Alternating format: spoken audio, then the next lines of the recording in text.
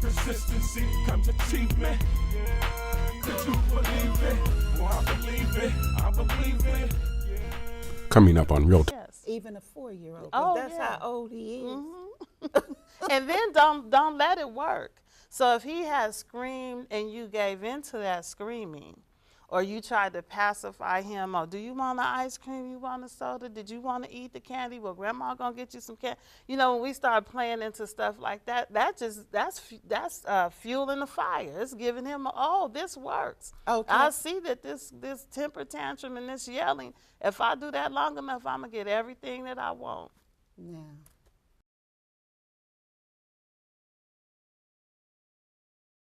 If all your method of punishment was spankings, then that's all you know how to do. Well, some kids get beat proof. You know, the whooping don't work. When you whoop them the second time for the same incident, it's not working anymore. You have to find something creative and something new to do differently that's going to impact that child. With consistency comes achievement. Could you believe it? Well, I believe it. I believe it. Bedrock Records and Film presents. They're back, a 2013 perspective about gin. Reverts.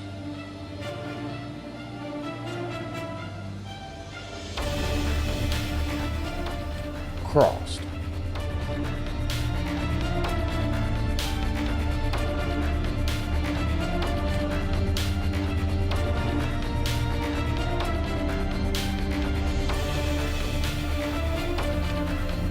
Now playing on Comcast Channel 93 and AT&T UFirst Channel 99.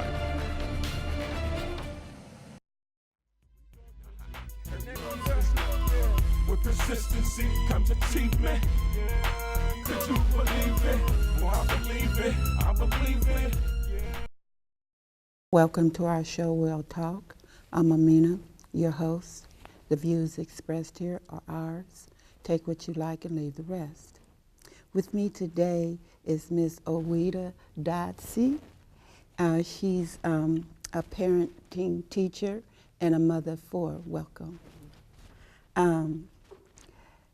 Miss Oweida, what made you want to go into this field, this parenting field? Well, maybe about almost 17 years ago, I met and fell in love with a man, of course. And he had 4 children. And so we were married and we ended up raising 2 of his sons. And I had no parenting skills. I was the youngest of 4. Okay. And so I didn't know anything about parenting. So I just from that relationship had a desire to work with families and know more about families and raising children. Oh, that's great. That's really great. Because when you don't did you have any children? No, I did not have any children. Wow. Yes, and I was very career focused. Okay, yeah, you really did need a Oh, well, that's great. What are some of the challenges that some of your struggles that you've gone through with this, in this field? Personal or? No, just either or. I think one of the things, the families that I work with now usually have some type of mental illness or drug addiction. Some of them are just regular families who just want greater support. And one of the biggest challenges is education, because so many of us were raised in the way our parents raised us, right or wrong, is how we raise our children. And so it's some of the challenges is really addressing some of the negative things that we bring to raising our children, some of the negative patterns of behavior that we have as parents that aren't beneficial. We're moving into a time now, this is another struggle, where kids are having diagnosed with mental illness, behavior problems, and parents just aren't equipped to deal with those. Exactly. They're not. They're really not. And are you referring them out, or are you, in your teaching, you're trying to show them how to deal with this type of behavior? We do, the parenting teaching that I do is a nurturing parenting program. And it's designed for children from 2 to 12.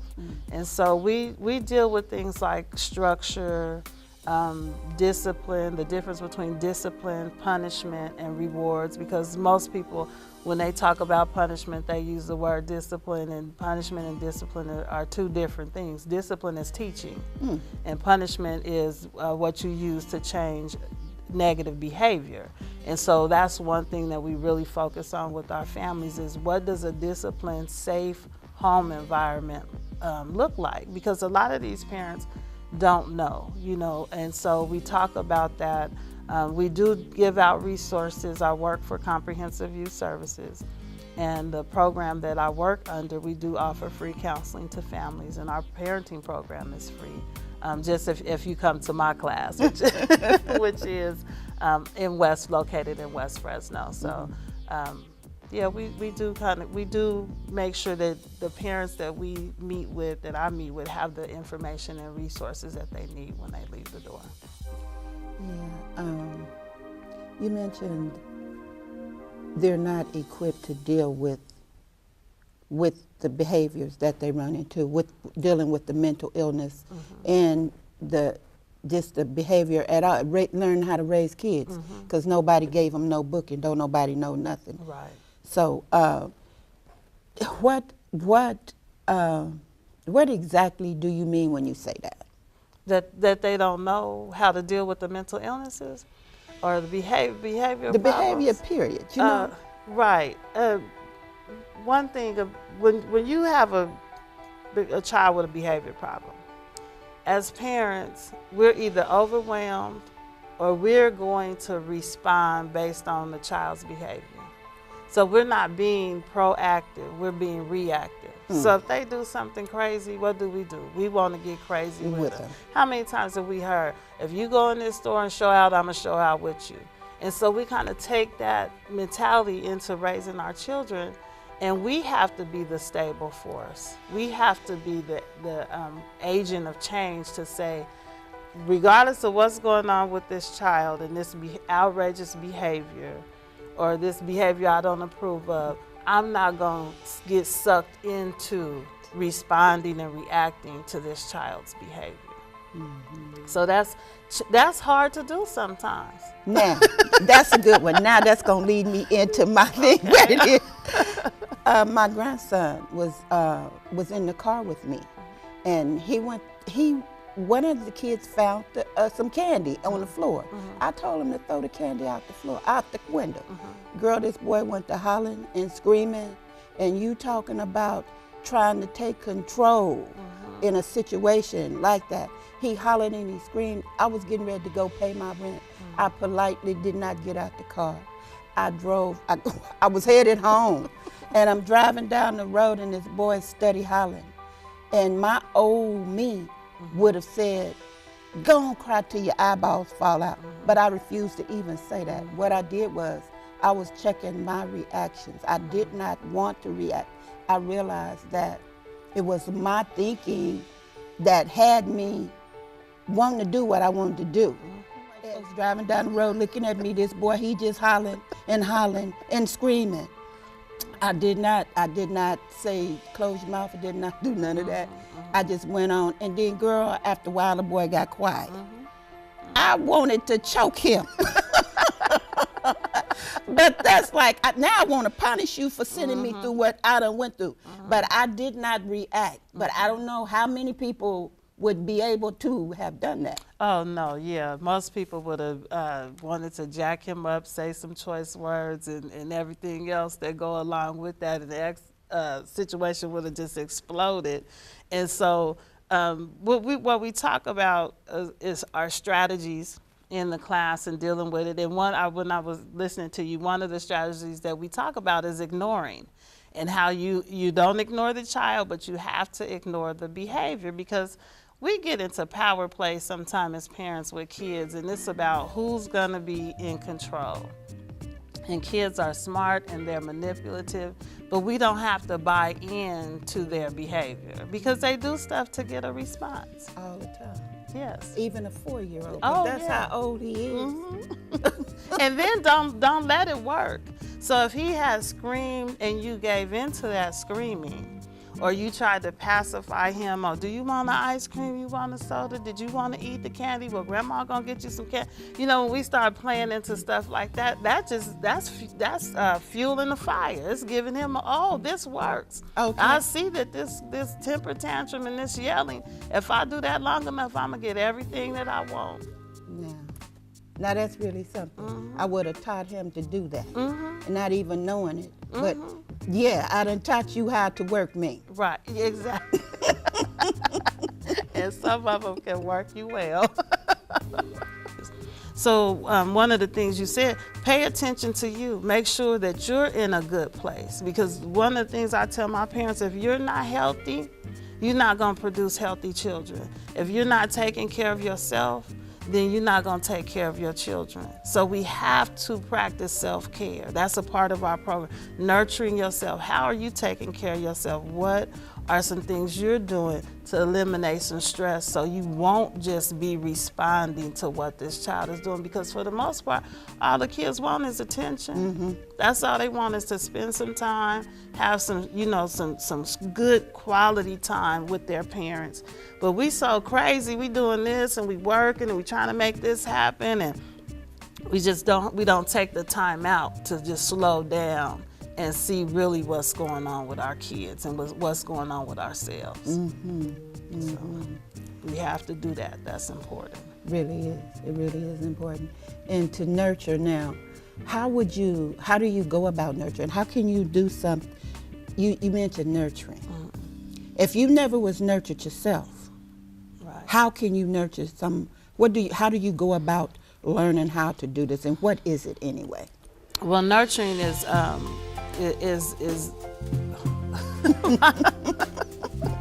nurturing is the ability to give to yourself, or to caring. When you think about nurturing a baby or even a plant, I use this analogy. You water your plant, you sing to your plant, you make sure your plant is getting enough sunlight, and we even do fertilizer, those of us who do planting.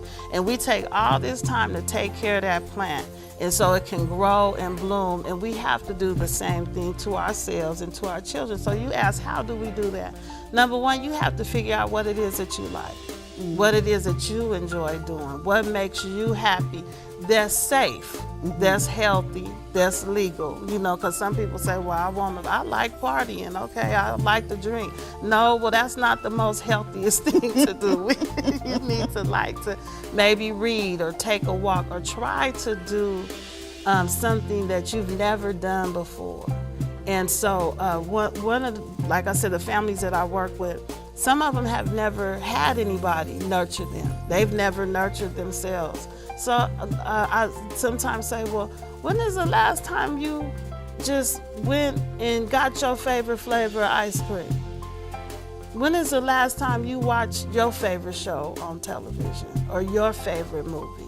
Some just small things, went and just sat down and watched the sun come up or the sun come down. Things that all it takes is time, but you're doing something that you like to do.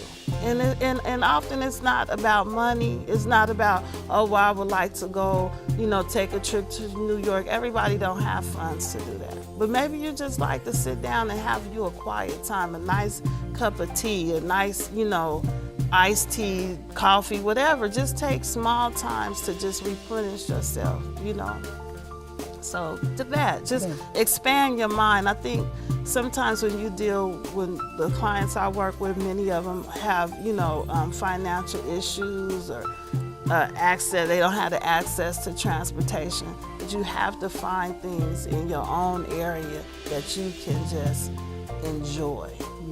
Just enjoy and deposit back into you. And as far as the kids go, how do you nurture them? The same thing. One of the things that a lot of parents struggle with, what do your children like to do? Did you ask them? Besides, are you telling them? And we tend to take as a punishment, as soon as a child get in trouble, we take something away that they like to do. Yes. How's that helping? You know, how if here's this one thing, say you got a kid that likes to play baseball, you know, and so he start getting in trouble in school and he start acting out. And the first thing we want to do is take the baseball from him. Don't take the baseball from him, because that's where he gets to build his self-esteem. Make that healthy for him, because this is something that he enjoys doing. Make him wash some dishes. Make him clean the backyard. Make him go volunteer at a nursing home if he's old enough to do that. It's other ways that you can punish your children, because it is a punishment, because you're taking something away from them or you're making them do something that they don't want to do to change the behavior.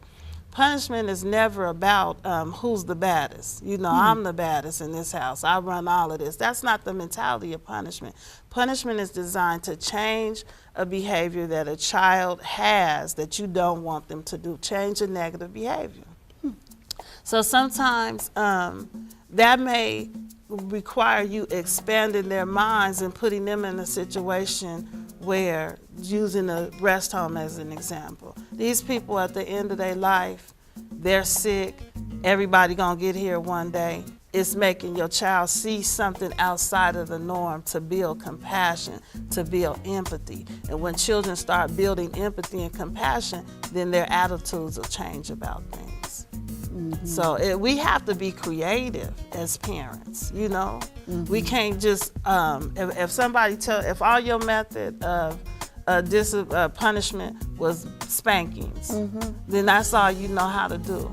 Well, some kids get beat proof. You know, the whooping don't work. When you whoop them the second time for the same incident, it's not working anymore. You have to find something creative and something new to do differently that's going to impact that child.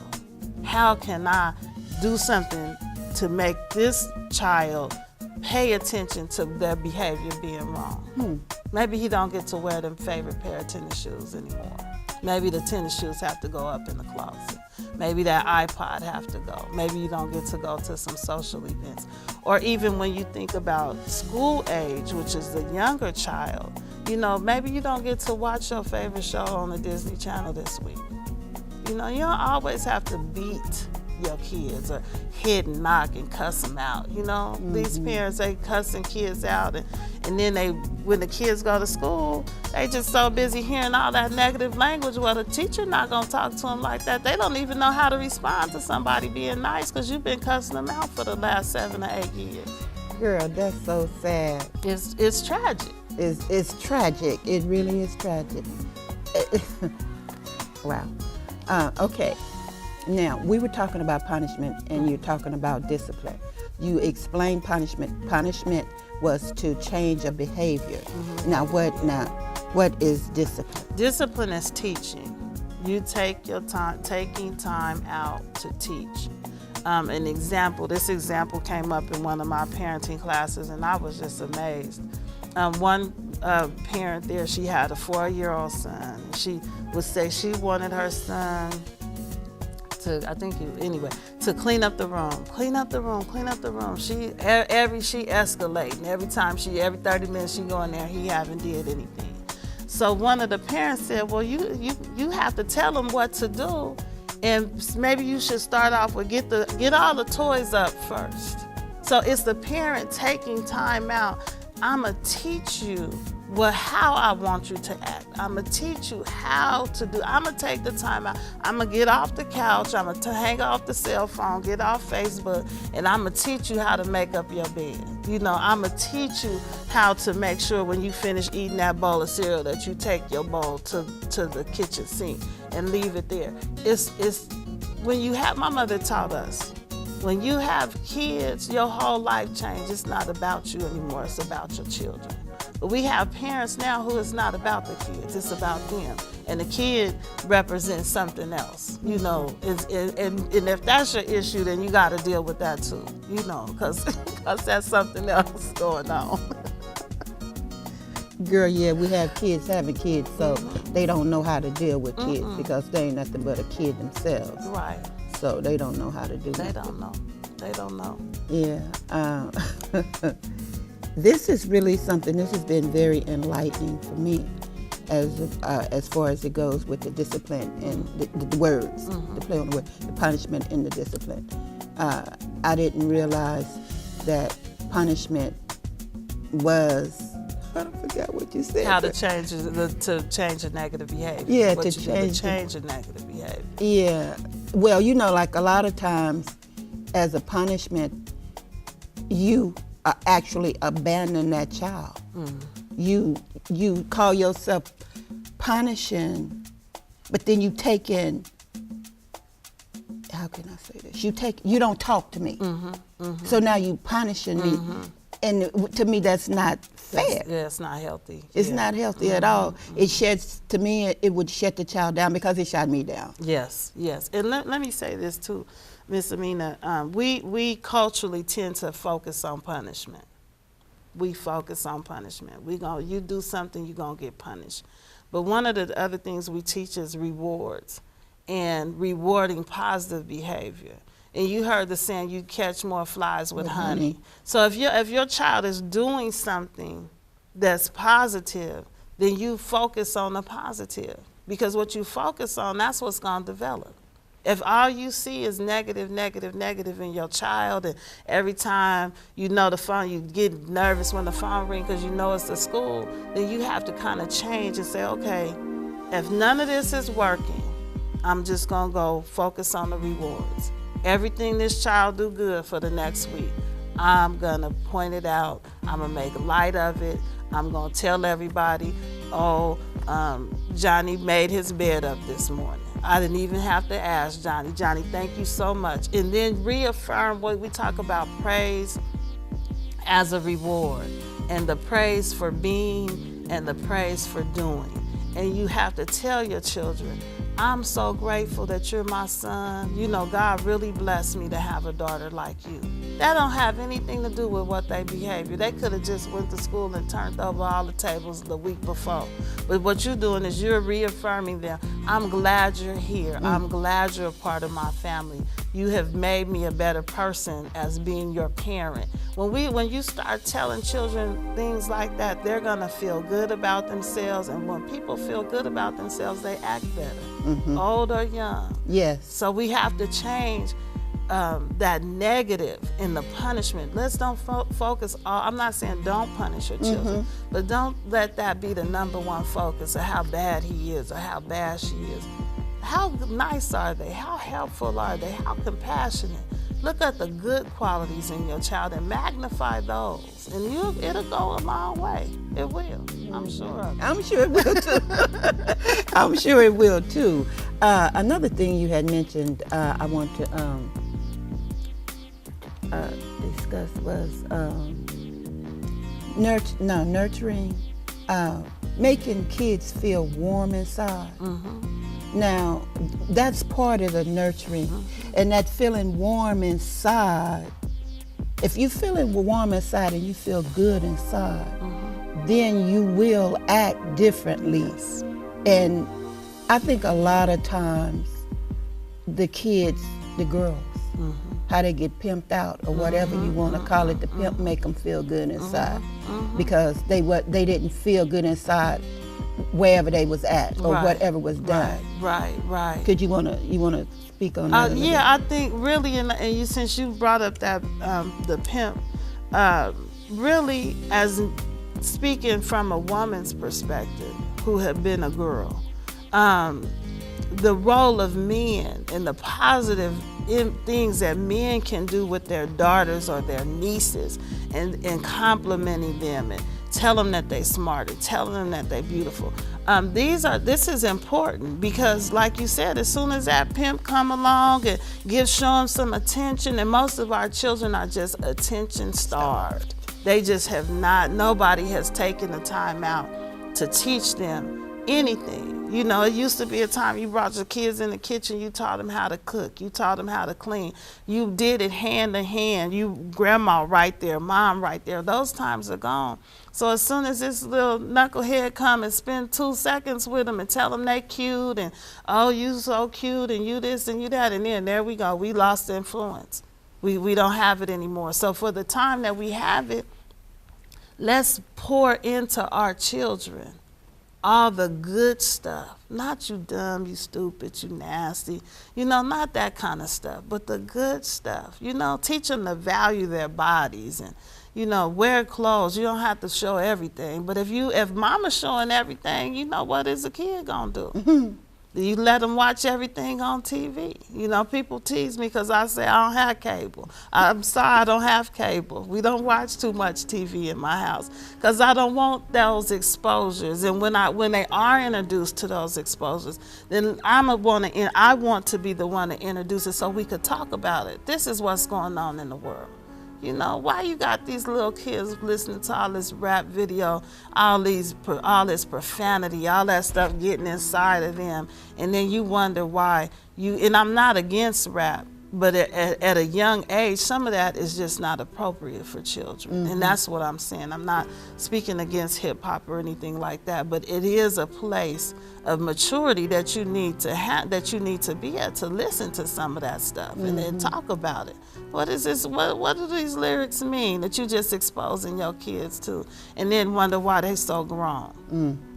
Because you're doing everything in front of them. You're talking about everything in front of them. It used to be a time, and I done got on the road, but it used to be a time when the kids left the room when the adults was talking. Now the kids sitting up in the conversation with they finishing the story. Yeah. Lord have mercy. Yeah, times has really changed. They really have changed. You know, this has been really enlightening. This has really been enlightening. We did a show on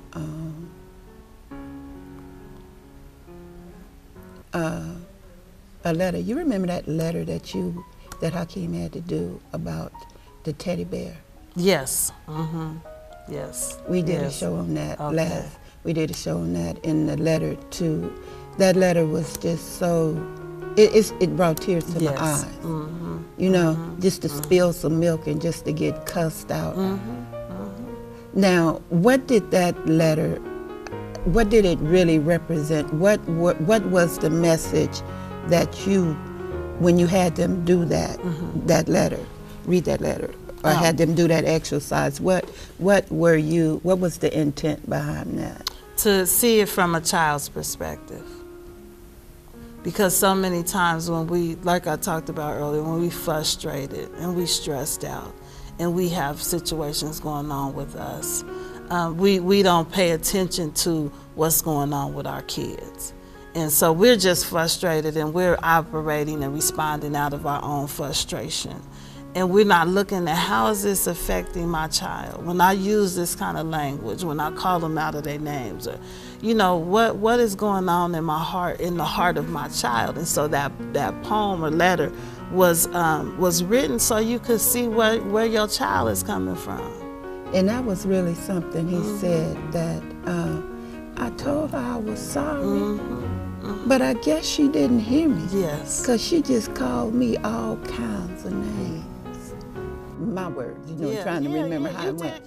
You know. And it was so sad. And then he said that, Teddy, I know you love me. Maybe you can talk to my mama, and I won't have to be talking to you. Now that poem just spoke on so many different levels. The fact that here's this child who's hurting, and the only person they can confide in is a toy. Yeah. You know, because nobody's listening. So the child found the one thing that they could talk to, or the teddy bear. You know, it has been really nice, and we're gonna go ahead and close out right now. You guys, we did a show on the teddy bear and the letter, and hopefully, when you see the show and listen to what we just said today, that you will pay a little bit more attention to what you're saying and what you're doing to your children. So when you know better, baby, you do better. See ya. So if you're interested in taking parenting anger management, or co-parenting. I do provide those classes free of services. I'm located at, free of charges rather. I'm located at 243 Fresno Street. We are 2 doors down from Bambi's Daycare, and my number is 445-0258. All classes are good for Fresno Superior Court, probation.